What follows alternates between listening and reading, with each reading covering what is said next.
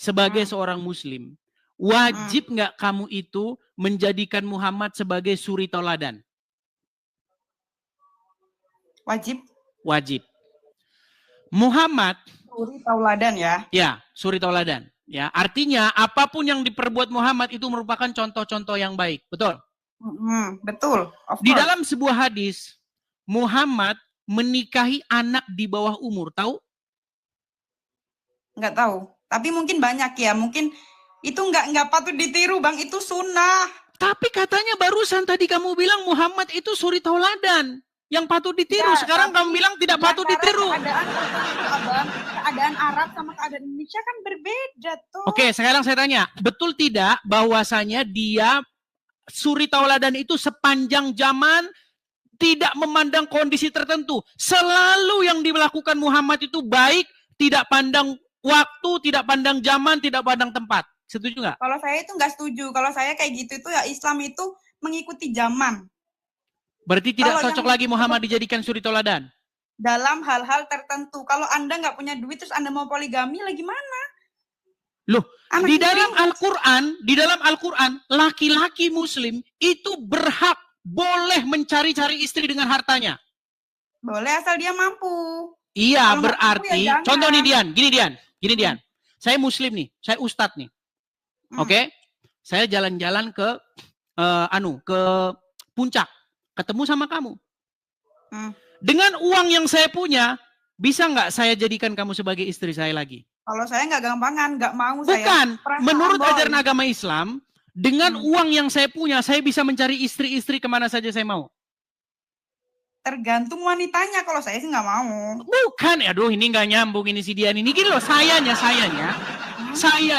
boleh nggak di dalam agama Islam itu mencari istri-istri dengan uang saya? Tergantung Anda, kalau Anda mau, ya terserah Anda. Bukan, ajaran agama Islam membolehkan itu nggak? Enggak. Aduh, saya tunjukkan ayatnya gimana? Mau saya tunjukkan ayatnya? Ya silakan. Baik, saya tunjukkan ayatnya. Aduh, sayang ini. Si Dian ini cantik-cantik tidak mengerti ajaran Indonesia. Aduh, sayang sekali nih teman-teman. Sebentar ya. Nih. Ampun Bang Itu Pakar. ada di dalam surat An-Nisa. Sebentar ya. Kita bukakan surat An-Nisa. Bentar, An-Nisa 24 ya. Bentar. Kita tunjukkan ayatnya. Luar biasa ini Anda ini tidak mengerti ajaran agama Islam. Ampun Bang Pakar.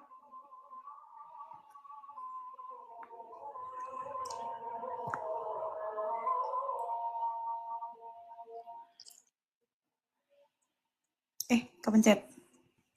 Sabar ya teman-teman ya. HP saya agak sedikit lemot.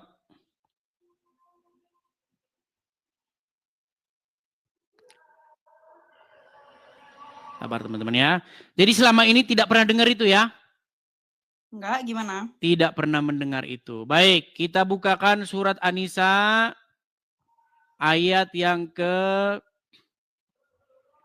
24. Kita bukakan surat An-Nisa ayat ke-24. Saya tampilkan di sini, saya balikkan dulu layar saya ya. Nih, ini ya suratnya An-Nisa ayat yang ke-24. Perhatikan. Dan diharamkan juga kamu mengawini wanita yang bersuami kecuali budak-budak yang kamu miliki. Oke? Sebagai ketetapannya atasmu. Dan dihalalkan bagi kamu selain yang demikian itu mencari istri-istri dengan hartamu untuk dikawini, bukan untuk berzina. Maka istri-istri yang telah kamu nikmati, maksudnya disetubuhi, di antara mereka berikanlah kepada mereka maharnya dengan sempurna sebagai suatu kewajiban. Dan tiadalah mengapa bagi kamu terhadap sesuatu yang telah kamu saling merelakannya sesudah menentukan mahar itu. Sesungguhnya Allah Maha mengetahui, Maha bijaksana. Perhatikan, fokusnya di sini nih, ya. Perhatikan ya. Dan dihalalkan bagi kamu selain yang demikian itu mencari istri-istri dengan hartamu. Jadi seorang laki-laki muslim dengan harta yang mereka miliki, boleh nggak mereka mencari istri-istri? Boleh. Boleh. Ya kan terserah orangnya, kalau dia punya duit nggak apa-apa. Iya makanya, ini bukan masalah itu, tapi boleh kan? Boleh, Boleh kan? tapi aku nggak mau. Nah masalahnya karena kamu tidak mau mengikuti ajaran Al-Quran. Padahal, biasa aja. loh begini Dian, gini. Saya tahu di dalam hati nuranimu, kamu nggak mau diperlakukan seperti itu. Menurut ajaran agama Islam, boleh nggak perempuan itu dikasari, istri itu dipukul, boleh nggak? Nggak boleh. Boleh, gimana? Boleh, ada ayatnya. Ada ayatnya di mana seorang suami itu boleh memukul istrinya. Mau saya tunjukkan ayatnya? Nggak usah. Boleh. Oke, gini, makanya maksud saya begini. Salah satu diskusi lintas agama ini, Dian, kita itu memperbandingkan Injil dengan Al-Quran. Ajaran Muhammad dengan ajaran Yesus. Iya, boleh, di dalam Bang. Injil. Tapi abang terlalu fokus ngejelekin Islamnya tuh. Aku yang nggak terima itunya. Saya nggak ngejelekin, Dian. Saya hanya mengatakan apa yang... Dian, saya nggak menjelekkan. Saya mengatakan apa yang tertulis di dalam literatur Islam. Muhammad menikahi anak di bawah umur, namanya Aisyah. Kamu tadi nggak setuju bahwa Muhammad itu suri toladan sepanjang zaman? Enggak, dalam beberapa hal mungkin iya. Dalam hal yang kayak gitu, aku kurang setuju sih. Iya, berarti Muhammad nggak sempurna kan? Nggak ada manusia sempurna. Iya. Coba di dalam Al-Quran, siapa manusia yang suci? Nggak ada yang suci. Lu ada ayatnya dalam Al-Quran. Satu-satunya manusia yang suci di dalam Al-Quran itu adalah Isa. Emang iya? Di dalam Quran surat Maryam ayat yang ke-19. Ketika Maryam ada sosok yang ruhana, ruhnya Allah yang telah menjelma menjadi manusia di hadapan Maryam berkata, "Innama ana rasulu li ahaba laki gulaman zakiyan." Tahu nggak artinya apa? Enggak, apaan? Sesungguhnya saya ini utusan Tuhanmu untuk memberikan kepadamu seorang anak laki-laki yang suci. Jadi yang suci itu menurut Al-Quran adalah Isa. Emang iya? Makanya dia belajar agama Islam. Contoh. Yesus tidak pernah di dalam hidupnya membawa-bawa golok, membawa-bawa pengikutnya untuk menjarah. Nggak pernah ada. Muhammad, Anda tahu berapa kali dia melakukan peperangan? Anda tahu ghanimah? Harta rampasan perang? Itu bukannya untuk ini ya, berperang melawan kebatilan ya? Berperang melawan kebatilan, apakah dengan cara mengambil harta mereka? Nggak tahu, kalau mengambilnya nggak tahu. No. Abdul Somad itu pernah menghitung harta rampasan perang yang didapat oleh Muhammad. Anda tahu berapa jumlahnya? Tapi kan itu juga buat rakyat-rakyatnya. Buat rakyatnya dari mana? Emang dimakan sendiri? Abangnya nih. Gini, tapi gini Dian, kita jangan yang tinggi-tinggi lah, nanti saya khawatir kamu nggak nyambung. Begini Dian, begini ya, kita ini sebenarnya berbicara tentang kepada siapakah kita itu mengikuti, kepada siapakah kita itu patuh dan tunduk. Kristen, saya sebagai orang Kristen, saya berbicara mengenai kepada siapa saya patuh dan tunduk. Saya patuh dan tunduk kepada Yesus. Ya, saya kepada Allah. Anda tidak patuh tunduk kepada Muhammad? Enggak.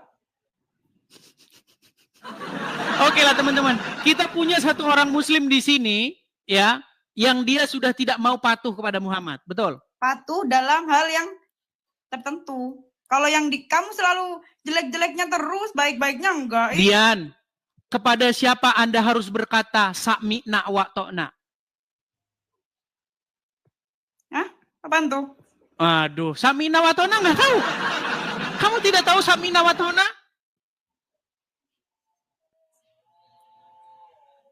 Berat sudah. Selama jadi orang Islam nggak pernah tahu sami'na wa ta'na. Pernah dengar? Pernah dengar? Apa artinya sami'na wa ta'na?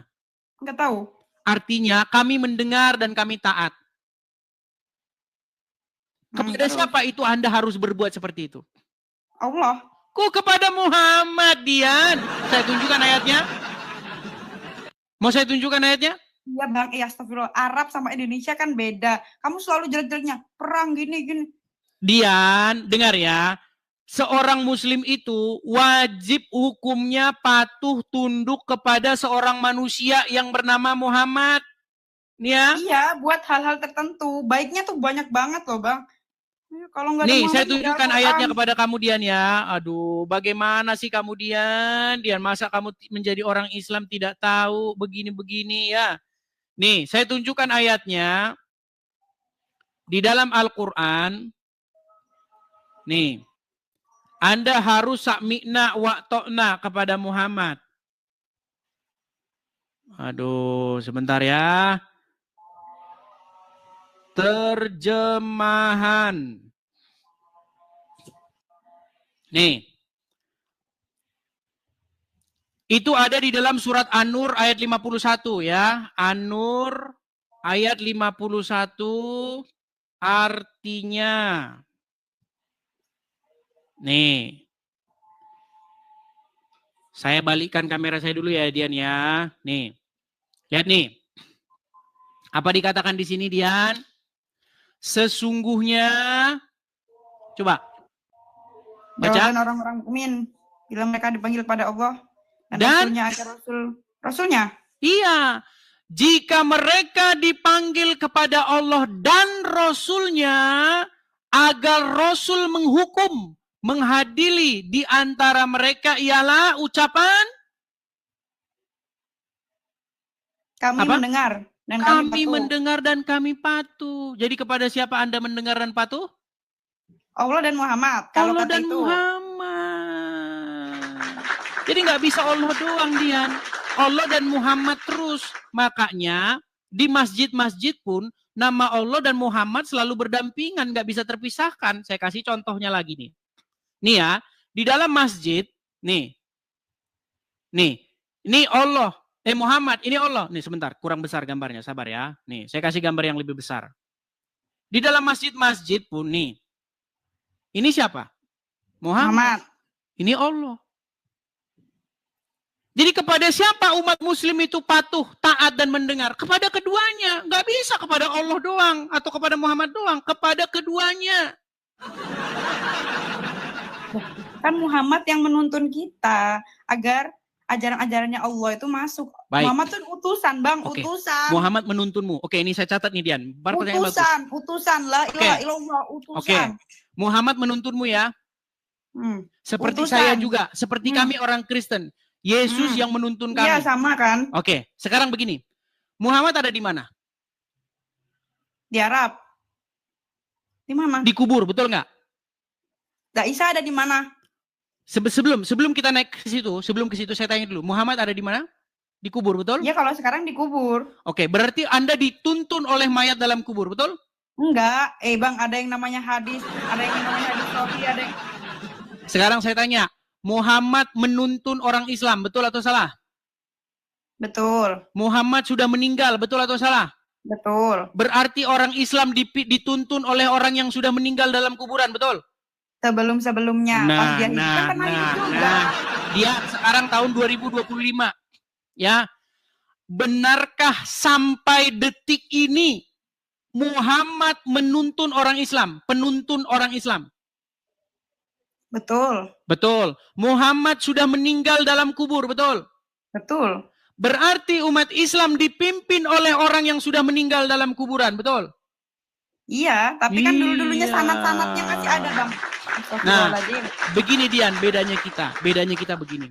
Selama saya mengkaji, mendalami agama, saya sadar, kenapa saya mau jadi orang Kristen Dian? Karena saya tidak mau menyerahkan hidup saya dipimpin oleh orang mati. Saya hanya mau dipimpin oleh yang hidup, yaitu Yesus. Apa kata Yesus? Akulah jalan dan kebenaran dan hidup. Makanya dipimpin datang kepada Yesus. Pemimpin yang sejati itu adalah Yesus yang memimpin kita kepada hidup. Bukan orang dalam kuburan dia. Enggak juga. Loh, sekarang bagaimana logikanya kita mau menuju kepada hidup tapi kita dipimpin oleh orang mati di kuburan? Bagaimana logikanya kita mau ke surga tapi dipimpin oleh orang dalam kuburan? Agama nih kalau nggak ada yang nuntunnya nggak jadi. Betul, makanya kita ini berbicara. Ada kalau Nabi Muhammad itu nggak diturunkan. Dian, kita ini bicara mengenai siapa yang menuntun kita kepada hidup yang kekal. Betul nggak? Apakah kamu percaya dengan hidup yang kekal? Apakah kamu percaya dengan kehidupan setelah kematian? Percaya. Oke, kalau kamu percaya, maka tujuan kita ini sebenarnya sama-sama ke sana, kepada hidup yang kekal. Betul nggak? Menyembah Allah tujuan kita. Iya, tujuannya kan kepada hidup yang kekal, betul? Nah, sekarang saya tanya sama kamu, bagaimana kamu bisa menuju kepada hidup yang kekal, sementara yang memimpin kamu itu bukan orang yang menuju kepada hidup yang kekal, tapi orang yang menuju ke kuburan? Enggak, nanti kan ada ketemu Nabi Muhammad juga di sana. Dian, Muhammad itu di dalam Al-Quran tidak tahu apa yang akan diperbuat terhadap dia, dan juga terhadap pengikutnya. Tidak tahu lah. Ini makanya masih pantasan kamu masih jadi orang Islam dia. Nih, saya tunjukin ayatnya. Sampai mati pun Islam. Gimana? Sampai mati pun Islam. Iya, ini bukan masalah. Iya, memang namanya sekarang kan kamu namanya sekarang kan belum. Gini loh Dian, memang nggak semudah itu. Belum, nggak mau. Nggak semudah itu memang, tapi kan lama kelamaan nanti kan kamu juga mengerti. Masih lama kelamaan nggak mau. Ya, karena sekarang kan kamu belum tahu. Coba nih Dian. Apa di sini dikatakan? Katakanlah, aku bukanlah Rasul yang pertama di antara Rasul-Rasul. Dan aku tidak mengetahui apa yang akan diperbuat terhadapku dan juga terhadapmu. Jadi Muhammad tahu nggak apa yang akan diperbuat terhadap dia menurut ayat ini, Dian? Di hari akhir. Coba ya, Dian ya. Katakanlah, kul. Ya, aku bukanlah Rasul yang pertama di antara Rasul-Rasul. Dan aku tidak mengetahui apa yang akan diperbuat terhadapku. Dan pula terhadapmu. Ini Muhammad nih. Nggak tahu dia apa yang akan diperbuat terhadap dia. Tergantung amal masing-masing. Tergantung amalnya masing-masing. Bukan begitu juga dia. Bukan begitu, ya iya begitu. Anda tahu cerita bagaimana ketika Muhammad ditanya apakah dia pasti masuk surga atau tidak? Kenapa? Iya terus. Ketika Muhammad ditanya apakah dia masuk surga atau tidak, apa jawaban dia? Tahu nggak? Nggak, apa tuh? Nah. Kan kakak yang lebih tahu agama Islam. Gini aja dah, gini. Setiap hari kalian bersolawat kepada Muhammad. Allahumma sholli ala Muhammad. Betul nggak? Apa artinya itu? Ya memuja-muja Nabi Muhammad. Terus gimana? Oke, ketika kami orang Kristen memuja-muja Yesus di gereja, ya Yesus, kalian bilang lagi nyembah Yesus, betul nggak? Enggak, terserah Anda. Kalau aku sih ya, bagiku agamaku, bagiku agamaku. Enggak, Dian, kita bukan ngomongin itu loh. Kita ini ngomongin Enggak, aku tuh fokus itunya. Aku udah agama Islam, ya udah agamaku tenang. Kakak juga agama kakak aja, udah fokus sama agama kakak. Berbagi kebaikan dengan dalil-dalil agama kakak. Saya setuju dengan kamu, tapi mustahil kamu menjadi baik di detik yang sama kamu jadi Islam. Maksudnya? Bagaimana mungkin kamu bisa menjadi orang baik, tapi di detik yang sama kamu jadi orang Islam? Bisa aja. Oke, baik. Kalau kamu seorang Muslim, apa yang harus kamu lakukan jika bertemu dengan orang Yahudi dan Nasrani? Tadi kan kamu bilang, Dian, kita ini sama-sama jadi orang baik saja, ya kan? Saya Islam, saya berbuat baik, kamu Kristen, kamu berbuat baik. Nah, saya setuju dengan kamu. Masalahnya begini, kalau kamu mengikuti agama Islam, kamu nggak mungkin bisa jadi begitu. Nih, saya tunjukin sama kamu ya. Nih, saya bisa loh. Karena kamu tidak melakukan ajaran agama Islam. Seperti tadi barusan masuk kamu bilang, Assalamualaikum sama saya. Padahal itu bukan ajaran agama Islam. Nih, saya tunjukkan sama kamu ya Dian ya. Nih, ini kita harus banyak mengajar teman-teman. Karena banyak orang Muslim yang tidak tahu dengan agamanya. Nih ya Dian ya. Nih dia nih. Nih ya. Ini hadisnya berkata bahwa Rasulullah Shallallahu Alaihi Wasallam bersabda, janganlah memulai mengucapkan salam kepada Yahudi dan Nasrani.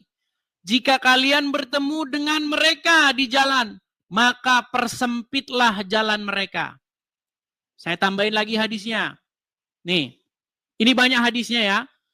Jadi intinya ketika kamu bertemu dengan orang Yahudi atau orang Nasrani di jalan, kamu harus mendesak mereka itu ke jalan yang sempit. Jika kamu seorang Muslim. Sekarang saya tanya sama kamu Dian, bagaimana mungkin kamu bisa menjadi seorang Muslim tapi di detik yang sama kamu ngelawan Muhammad? Ngelawan. Oke, sekarang kalau kamu ketemu dengan orang Yahudi atau Nasrani, apa yang harus kamu lakukan? Bang, hadis itu ya ada yang sahih, ada yang enggak, macem-macem Bang. Oh, ada yang... jadi mau palsu-palsuin hadis nih. Enggak palsuin ya, ngasih tahu. Oke, sekarang saya tanya sama kamu, sebagai Bang, kamu nih, ketika kamu jadi orang Islam, kalau kamu ketemu orang Yahudi dan Nasrani, kamu harus berbuat apa? Ya udah diem dah, berarti kan yang nonton juga bukan banyak yang Islam. Diem, ya, Dian. Kamu kalau ketemu Yahudi dan Nasrani, harus kamu desak mereka itu ke jalan yang sempit. Enggak juga. Ngapain? Ini loh ini. Jika kalian bertemu dengan mereka di jalan, maka persempitlah jalan mereka. Tuh. Betul? Betul? Enggak. Salah pengertian tuh. Dia melawan ajaran agamanya sendiri. Aduh Dian. Yang penting bagiku agamaku, bagimu agamamu. Udah Bang, intinya. Masalahnya begini Dian. Kamu mengklaim dirimu sebagai seorang muslimah. Enggak mengklaim. Enggak juga. Oke. Kalau kamu seorang muslimah yang sejati, apa yang harus kamu lakukan jika bertemu dengan Yahudi dan Nasrani? Hah? Ya udah dia nggak tahu kan? Menyapa tuh. Nggak boleh. Sebagai orang Muslim, kalau kamu ketemu orang Yahudi, orang Nasrani di jalan, kamu harus mendesak mereka ke jalan yang sempit. Sesuai dengan ajaran Muhammad. Makanya saya bilang Dian, nih saya punya background bagus nih. Saya punya background bagus, sebentar nih. Nih ya background saya nih. Backgroundnya kebanyakan jelek-jelekin Islam mulu. Mustahil seseorang menjadi Muslim, tapi di saat yang sama tidak memusuhi Yahudi dan Nasrani. Mustahil. Bagaimana kamu Islam tapi kamu nggak memusuhi Yahudi dan Nasrani? Enggak, kalau aku dalam hal kemanusiaan sih ngapain? Makanya itu Dian, di hatimu sebenarnya bukan Islam lagi. Enggak, Islam. Di dalam Al-Quran, nah, lari sih dia. Aduh.